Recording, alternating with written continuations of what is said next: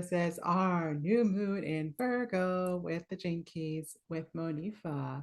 So we do it a little differently around here. Most people are talking directly about the Western chart. It is only about the sun sign being or sun or moon sign. I'm sorry, moon sign that they're talking about for the transit. So we're using that same moon sign to determine what gate and gene key that is in human design. Quantum human design is our reference from Karen Cray Parker, and the gene keys, which is by Richard Rudd. So they're pretty awesome, and they're even more awesome together. I think of gene keys as the understanding of the energy of what's shifting, what's changing, what's available for that transformation of change.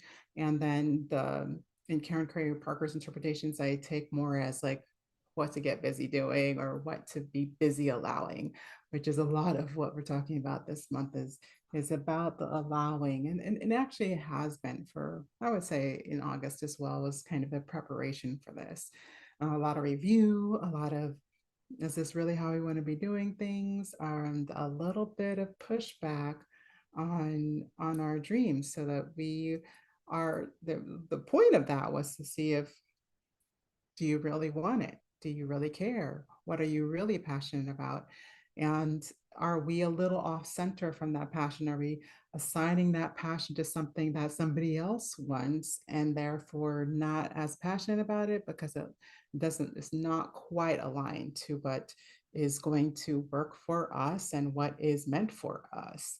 So that was the point of last month. But if you kind of feel disheartened about it, then it's really just a little bit to the left, or a little bit to the right. This is more what it was meant for. And the releasing of old ideas of what it means to be successful in your passions and allowing for the newness of what wants to come in is more this September month. And to allow means to open up. And it also feels like letting go because we have our ideas about how that's going to happen. And as we'll find out in key 64, that's not how this one gets to play out. Okay. It's the overthinking that causes confusion, which is the shadow for gate or sorry, Gene Key 64. So in Karen Cray Parker's Quantum Human Design, that gate 64 is transference. And for the Gene Keys, that is the gift of imagination. But we're going to start by just kind of understanding what we're getting into in this energy. So we're already in it. It's on my coast. We actually kind of entered yesterday or last evening. And so around the world, usually between then and now is usually around, it's a 24-hour cycle. So it depends on where you are in the world a lot of times.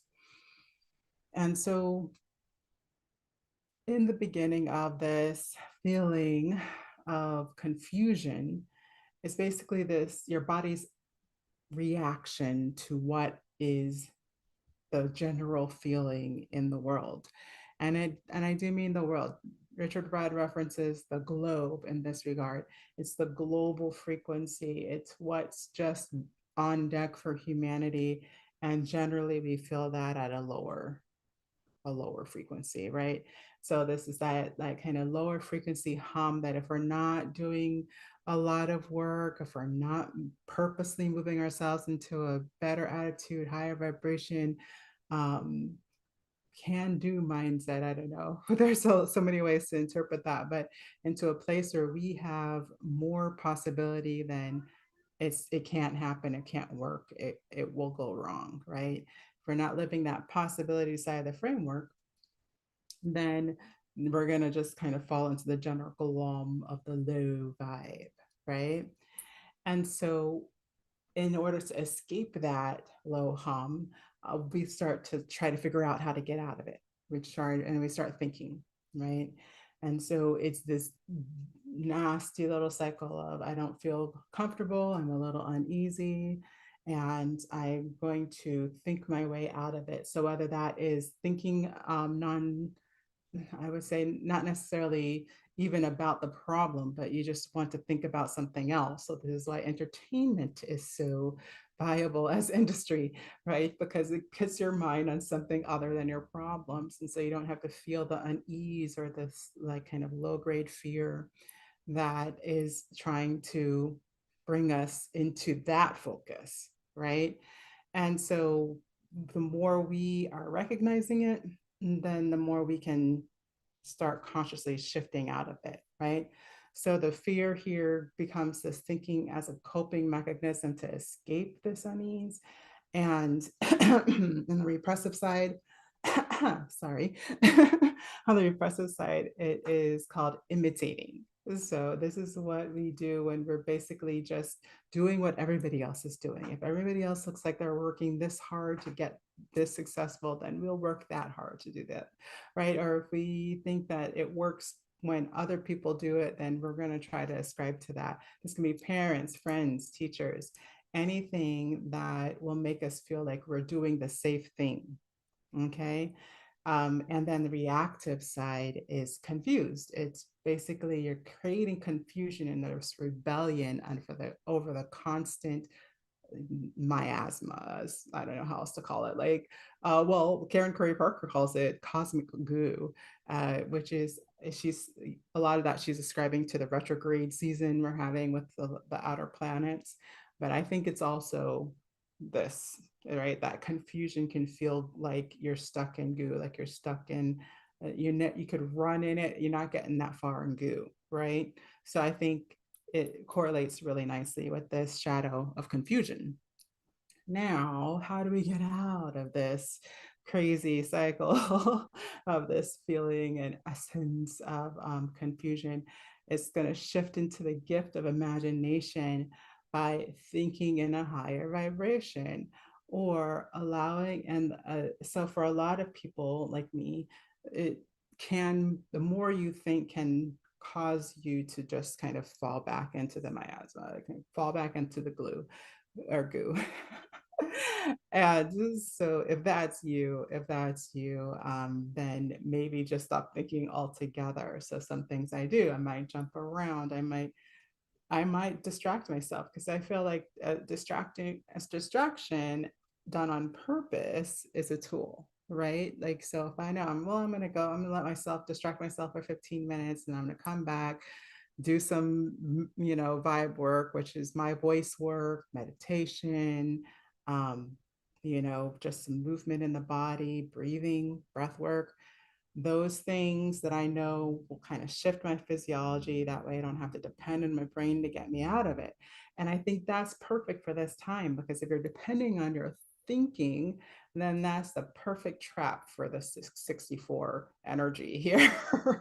So, like that, what ends up happening is in that miasma of go, that 64 confusion of thinking without resolution essentially is going to move into doubt. Okay. So that doubt is a programming partner for 64, 63 is the doubt. And yeah, it's just that it's really hard to have a positive outlook, to believe in yourself, to believe in the possibilities if we're running into this thought process that we have to figure it out in order for that to happen. Okay. And so that's what we're trying to move out of. Now, the power of this energy was trying to do, and what I'm trying to give this in this wonderful imagination is being in the art of life. So that's the chapter, or not the chapter, but the section that he calls the gift explanation in the Gene Keys. And it's this willingness to feel the pain and let go of the concept that I can think my way out of this. I will mind myself into making this work, right? As long as we are only trusting in the mind, then it's going to just kind of keep running that I call it rat wheel thing. And so once you let go of that first of all, the reason why we think you can outrun it is that that we will do anything to kind of outrun the pain. But it's the same thing. Like it's kind of like gnawing off your own leg in order to stop feeling pain, right? you don't want to, you pain is part of the process. So what we're doing is we're liberating the energy when we just let go. I'm going to figure it out, and then that energy becomes the beauty of the transmutation. It becomes the engine of the transmutation.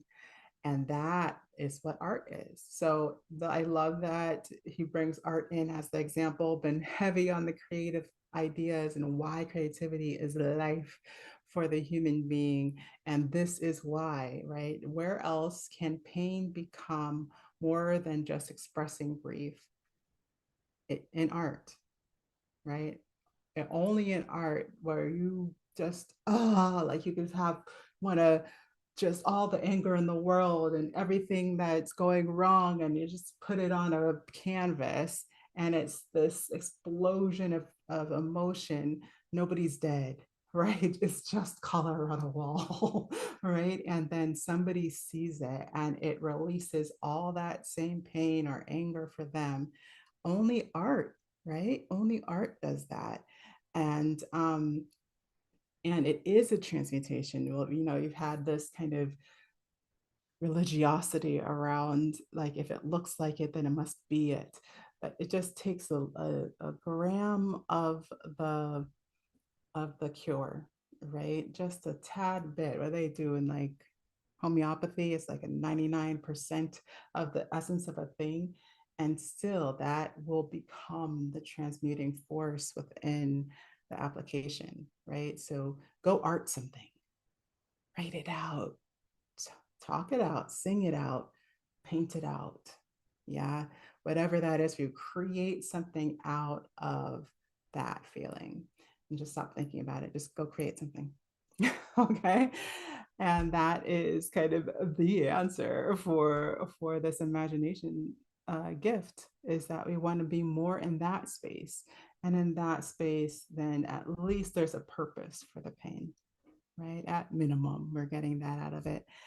Karen Curry Parker calls this transference. And again, she talks about this as part of the feeling of what's happening and what wants to be engaged in this new moon, Virgo, is that, you're going to be feeling a little cosmic goo from these outer planets. And so what is it going to take is a little bit of just letting the goo be the goo for now, right? But this is a quote from Karen Curry Parker on this. Be a steward for your ideas and give them lots of love, dream time, and attention. So the reality is that if we're going to be in cosmic goo, we got Saturn and Pisces, right? Like that retrograde. So it's, if you're going to be in the goo, you might as well use it, right? This is that energy of, like, you can get a little flighty, you can get a little fanciful, and the actually, this is the time to get fantastic with your ideas. This is big idea time in the transference definition by Karen Curry Parker. The challenge is not letting the power of that big idea and your dreams shut you down, and you get lost in how am I going to make that happen, and then you get pressured and overwhelmed and anxious, and that creates this idea that you have to figure it out. But remember, thinking is not on deck. Okay, the essence of this energy is that thinking can become doubt. Okay, so walk it out, talk it out, right? Is probably a better application. And then if you can get into that space of imagination, if you can raise your vibration, so that's how we get to the gift, really. Is that we might look like doing something, but the truth is we're shifting it when we change our vibration. How do you change your vibration? How do you make yourself feel different? You know this. I'm asking you. Like, do you go running? Do you go talk to a good friend? Do you buy a new outfit, right? Those may be short term solutions, but they work for short term. What are the longer term ones that when you can look back maybe on some work you've done before, something you're already proud of, something you're working towards the next level of, maybe, remembering your past successes may help. These kinds of things that you can come back to. right? And that's usually the more sustainable version. So for me, it's always like, I know I can change my physiology. I've done the work. I teach people how to do that. So I'm just going to shift my physiology. I know I can at least get to that next level, and then I can see at least over the wall a little bit. It may not be the full picture quite yet, but if I can see over the wall, then I can see my way forward, right? So what is that for you?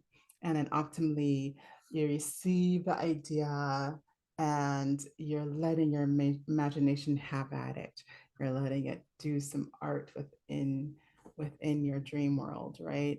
And so that can be waking, intentional dreaming, that can be sleeping, what do they call it? Lucid dreaming, right? So both of those work. A great question I got from Karen Curry Parker is, how do I feel about having dreams, but not always the solutions? So I think this is a great journal question. I'll say it one more time. How do I feel about having dreams, but not always the solutions? And it's going to tell you kind of what is that pattern around thinking that if don't figure it out, it's there's no point in trying type of thing, right? So beautiful, beautiful. So we've got our 3 things to receive this new moon, and that is, I'm just double checking that the video is going. Let me know how y'all are doing in the chat if you are excited about this new moon in Virgo, because it's one of our better manifestation moons, right?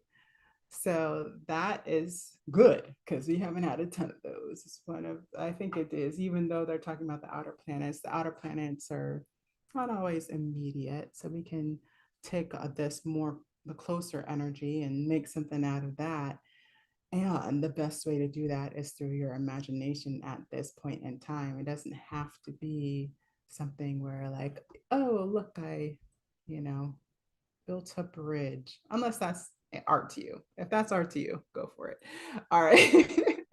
So let's get back to my notes so I can tell you the 3 things to receive in this new moon in Virgo. Number 1, receive big ideas of living your dreams. So let them come in down, no matter how much it makes sense or how much you know how it's going to be done. Just let yourself dream for this time, okay?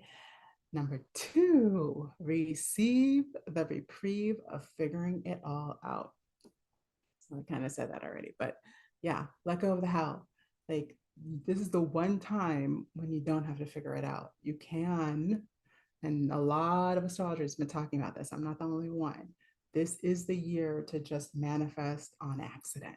You can totally manifest on accident. And this is the perfect energy this month to manifest on accident. This imagination is this, and then the full moon is giving us another experience of just out of thin air.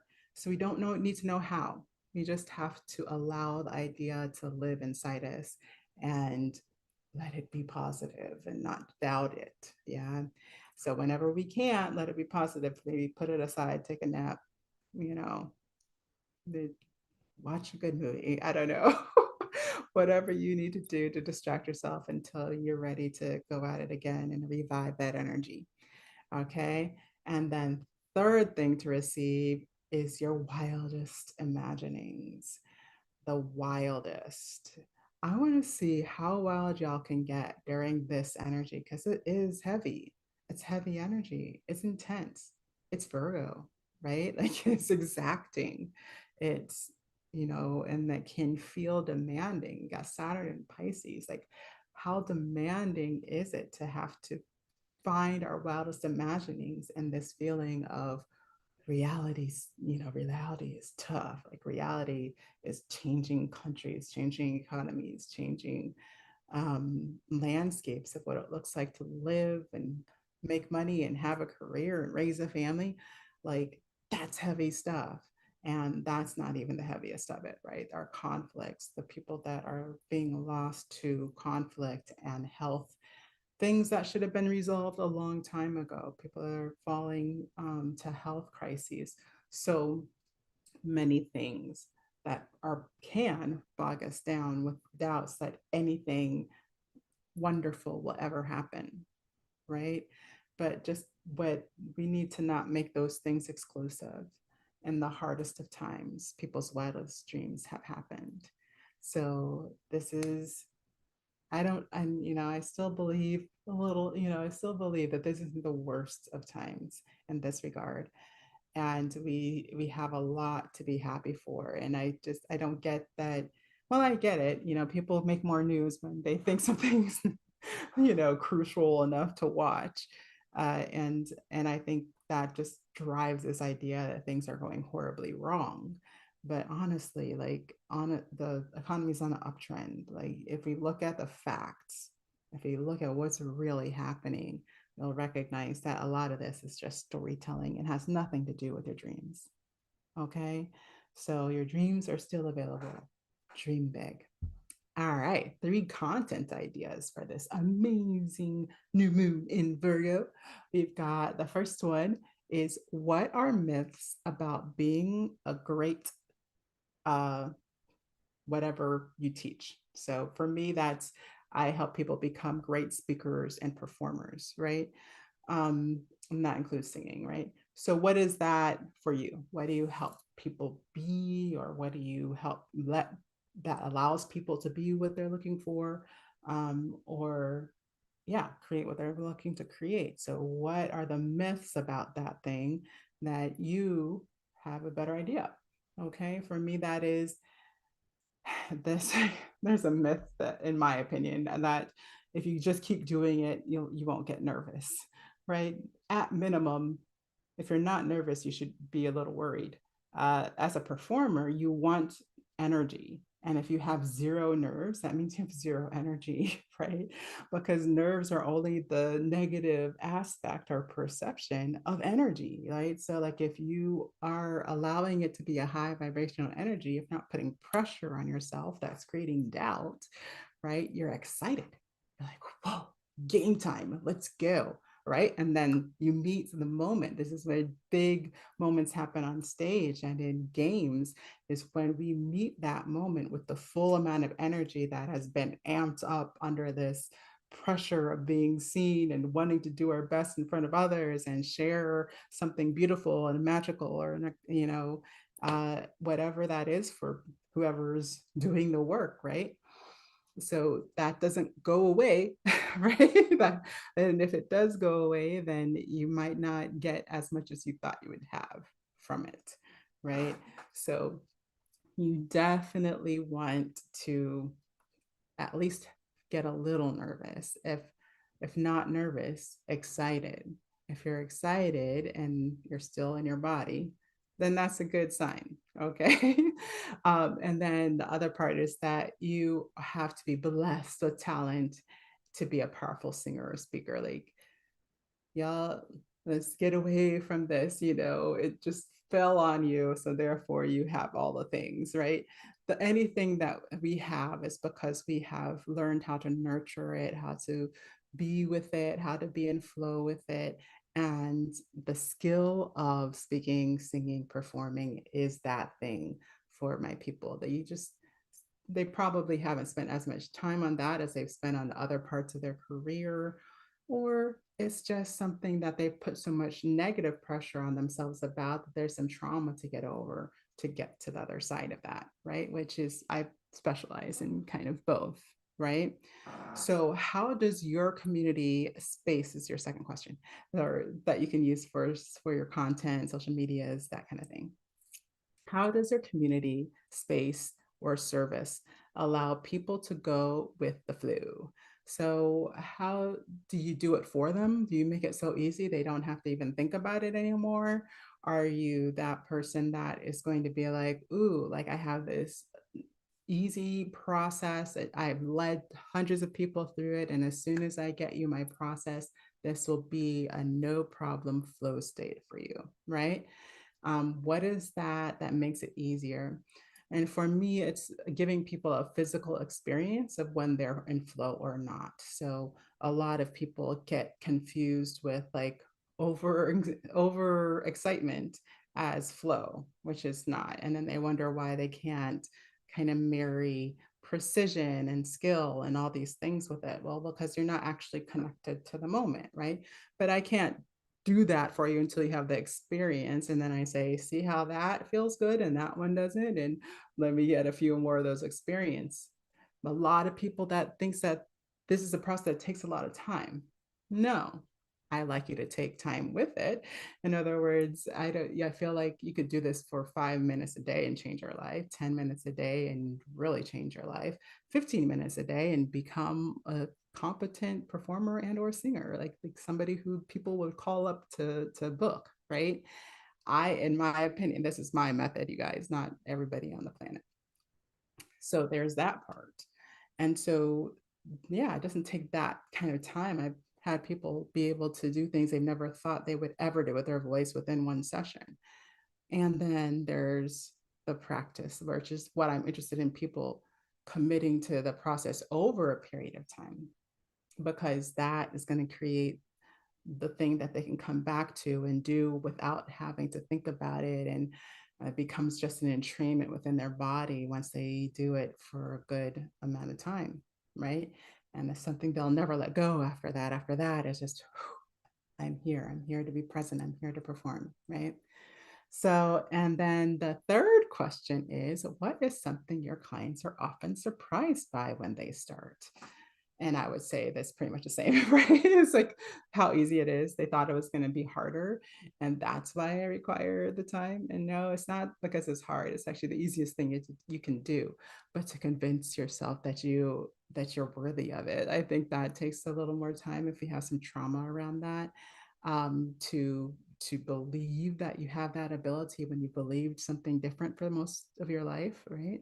And then the power is sometimes you have to work into that, the consistent use of power. If you haven't had access to it for before or consciously, then it becomes a bit of refinement in that regard.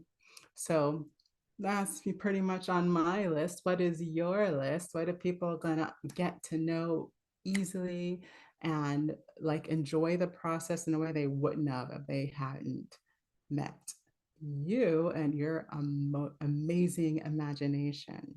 Hmm. All right, y'all. That's what I have for you this time. I hope that you enjoy your new moon in Virgo. If you're having any Virgos around you, it's their birthday. Say happy birthday, Virgos. If you are a Virgo, thank you. Thank you for keeping us in line. We don't love that you're so often right, but we appreciate that you care enough to tell us, even when we are feeling it. We are feeling it. So I have so many Virgos in my life. I'm talking to all of you, and I appreciate all of you. And yeah, happy birthday. And I will see you guys on the next new moon or full moon in, was it Pisces this month? Yeah.